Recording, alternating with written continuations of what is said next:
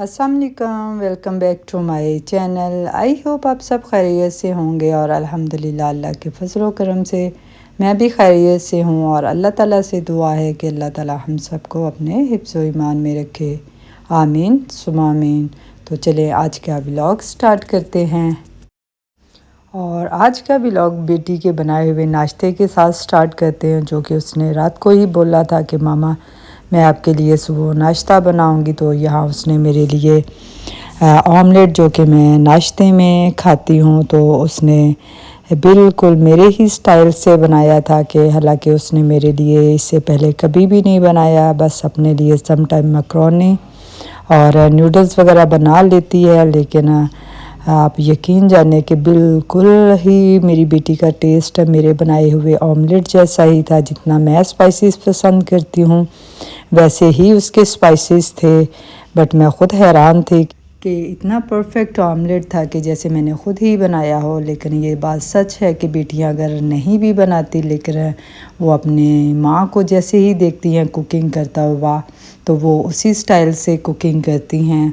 तो यहाँ हम जी नाश्ते वगैरह से फ़ारिग हो चुके थे और आज हम लोगों का प्लान यही था कि हम लोग शॉपिंग करने के लिए एथनिक जाएंगे। तो यहाँ हम लोग तैयार हो चुके थे और फिर मेरे हस्बैंड ने हमें बाज़ार में ड्रॉप कर दिया, क्योंकि हमें थोड़ा सा काम बैंक का भी था। और वहाँ से अपना काम ख़त्म करने के बाद मेरी बेटी को अपने लैपटॉप के लिए एक बैग चाहिए था। फिर हम लोगों ने बाज़ार में उसके लिए लैपटॉप वगैरह देखा और इसके बाद फिर हम लोग एथनिक पर चले गए। आज हम लोगों का यही प्लान था कि शॉपिंग करने के बाद हम लोग बाहर से ही खाना वगैरह खाएंगे। लेकिन इतना हमें टाइम ही नहीं शॉपिंग में लगा, क्योंकि ना तो हमें बाज़ार में बहुत काम था और जस्ट हम एथनिक के स्टोर पर ही गए और नाश्ता भी हम लोगों ने लेट ही किया था।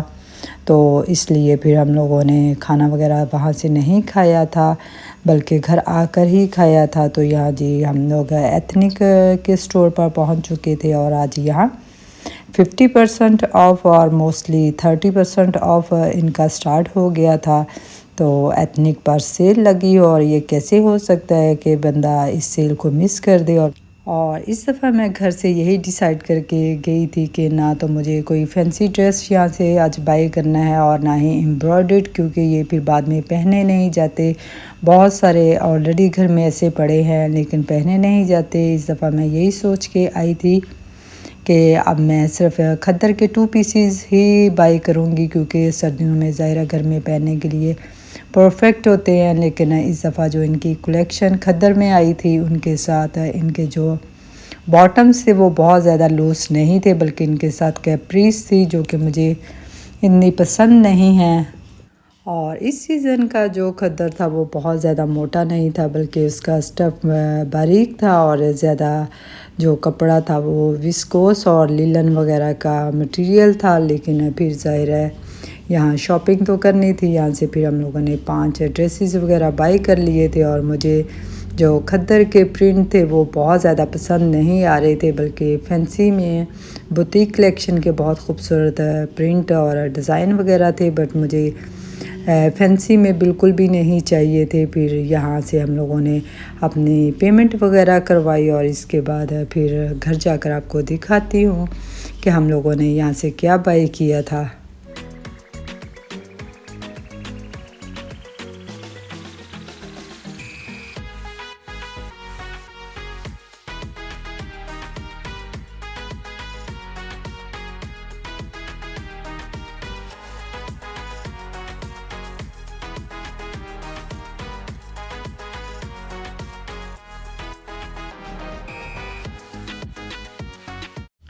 और तकरीबन मगरिब की अज़ान हो चुकी थी और हम लोग घर आ चुके थे। और यहाँ आकर मैंने अपनी मगरिब की नमाज़ पढ़ी और इसके बाद आपको दिखाती हूँ कि हम लोगों ने क्या बाय किया था। तो ये एक बैग था जो मेरी बेटी को अपने लैपटॉप के लिए चाहिए था।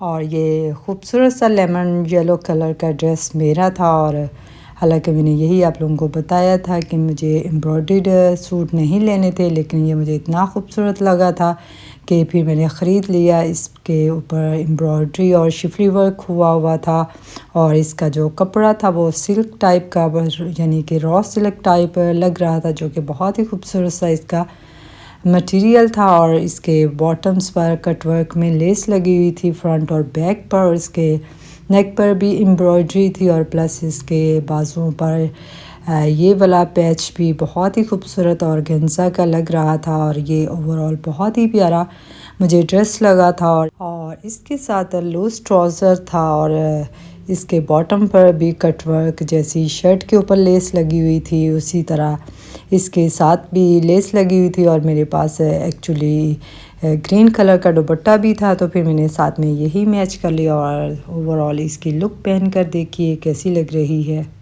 और ये ड्रेस 50% ऑफ पर था, तो इसकी पहले प्राइस 13,000 थी और इसके ऑफ के बाद इसकी प्राइस 6,500 हो गई थी। और मैंने सोचा चले अब इसको अगर पहना गया सर्दियों में तो ठीक है, अदरवाइज़ फिर मैं इसको छोटी ईद पर पहन लूँगी।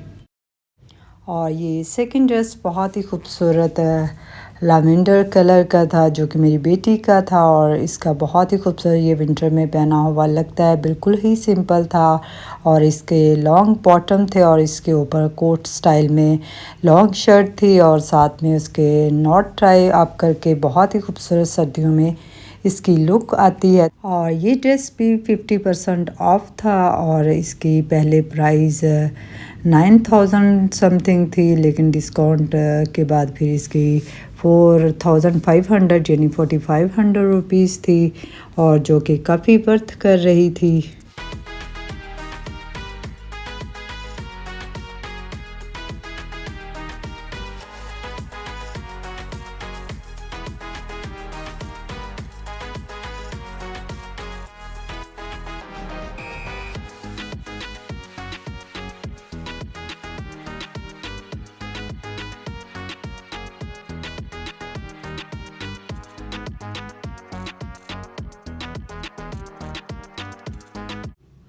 और ये तीसरा ड्रेस बहुत ही खूबसूरत और कलरफुल सा 2 पीस कोट सेट था, जो कि बहुत ही खूबसूरत था। इसके लूज़ बॉटम थे और इसके साथ जो शर्ट थी ये नॉर्मल सी लेंथ की शर्ट थी, जो कि बहुत ही खूबसूरत एक कोट सेट की लुक दे रहे थे।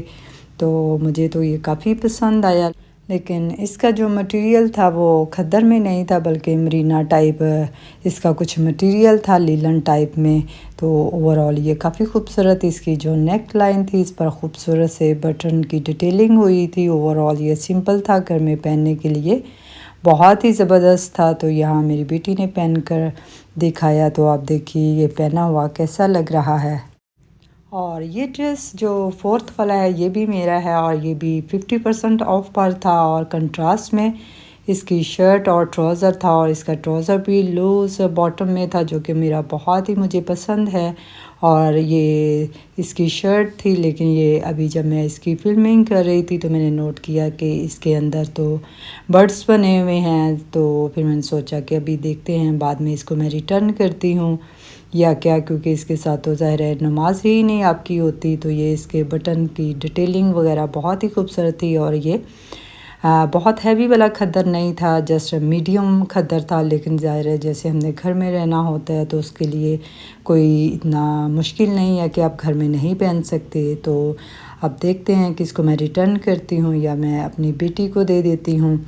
तो ये ओवरऑल इसकी लुक है और ये 50% ऑफ के बाद मुझे 3,500 में पड़ा। वैसे आई थिंक सो 7,000 का था। और ये लास्ट और बहुत ही खूबसूरत मेरी बेटी का 2 पीस कोट सेट, जो ब्लैक एंड वाइट में, जो कि एवरग्रीन होता है, और ये भी मरीना टाइप मटेरियल था। और इस दफ़ा फ़र्स्ट टाइम ऐसा हो रहा है कि मैं ये मटेरियल लेकर आई हूँ, अदरवाइज़ मुझे ये मटेरियल इतना पसंद नहीं है। ज़ाहिर है कि ये सर्दियों को इतना कवर नहीं करता। और इसकी खूबसूरत सी जो नेक लाइन थी वो भी काफ़ी अच्छी बीड्स के साथ उसकी डिटेलिंग की हुई थी, और इसके लूज़ बॉटम भी काफ़ी अच्छा था ओवरऑल।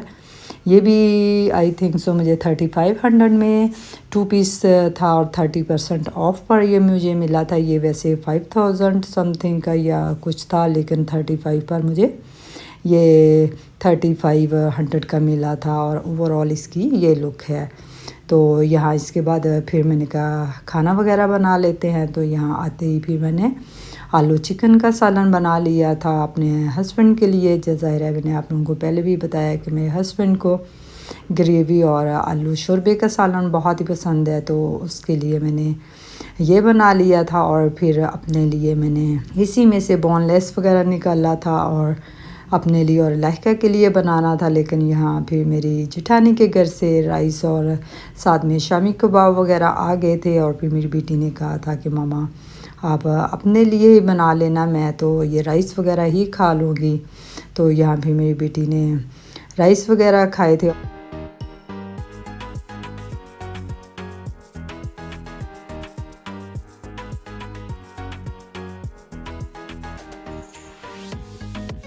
और फिर मैंने अपने लिए जो बोनलेस वगैरह निकाला था, फिर मैंने उसको जल्दी से मैरिनेट किया और मैंने बहुत टाइम नहीं बल्कि उसको लगाया था। और यह मैंने अपने टेस्ट के अकॉर्डिंग इसमें तिक्का मसाला डाल दिया था और साथ में दही वगैरह थोड़ा ऐड कर दिया था। और जस्ट उसमें 2-3 ड्रॉप्स ही मैंने ऑयल के डाले थे। और फिर मैंने डायरेक्ट उसको मैरिनेट नहीं किया था, बल्कि डायरेक्ट मैंने पैन में उसको रख दिया था। और यहाँ साथ में ही मैंने फिर वेजिटेबल्स अपने लिए कट कर ली जो भी घर में पड़ी थी। अदरवाइज़ तो मुझे जो भी वेजिटेबल घर में मिलती है, बंद गोभी, शिमला मिर्च और प्याज और गाजर, कुछ भी हो, लेकर यहाँ सिर्फ आज शिमला मिर्च थी और प्याज थे। तो फिर मैंने इसी को कट कर लिया और उसको अच्छे से मैंने दम लगा कर यानी कि कवर करके कुक कर लिया था चिकन को। थोड़ा सा पानी भी ऐड कर लिया था ताकि अच्छे से सॉफ़्ट हो जाए। जब ये उसकी शेप आ गई यानी कि उसका कुक हो गया, तो फिर इसमें मैंने सारी ये वेजिटेबल्स डाल के इसको मैंने थोड़ा सा इसमें मैंने केचप डाल दिया था, वरना तो सोया सॉस वगैरह भी डाला जाता है। लेकिन मैं नहीं चाहती कि बहुत ज़्यादा मैं सॉल्ट वगैरह इंटेक करूं, तो फिर मैंने बस बहुत ही कम स्पाइसेस रखे थे और सिर्फ इसमें चिली केचप डाल दी थी, जिसकी वजह से काफ़ी इसका अच्छा टेस्ट हो गया था और काफ़ी ये मज़े का भी बना था। और यहाँ मज़े का डिनर किया। आई होप आप लोगों को मेरा आज का व्लॉग बहुत पसंद आया होगा। और अगर आप लोग मेरे चैनल पर नए हैं तो मेरी वीडियो को लाइक करना और मेरे चैनल को सब्सक्राइब करना मत भूलिएगा। अल्लाह हाफिज़।